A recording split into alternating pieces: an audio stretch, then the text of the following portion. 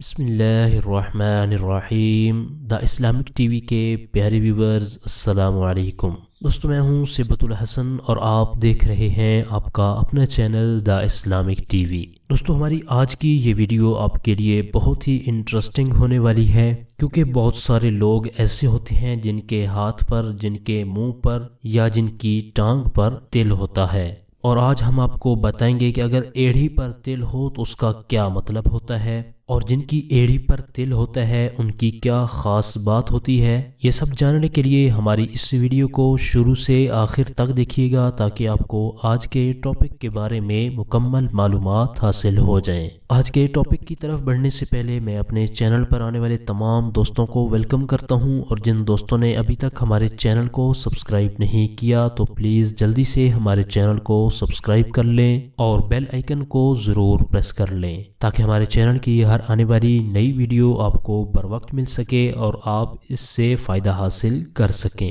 تو آئیے چلتے ہیں اپنے آج کے ٹاپک کی طرف۔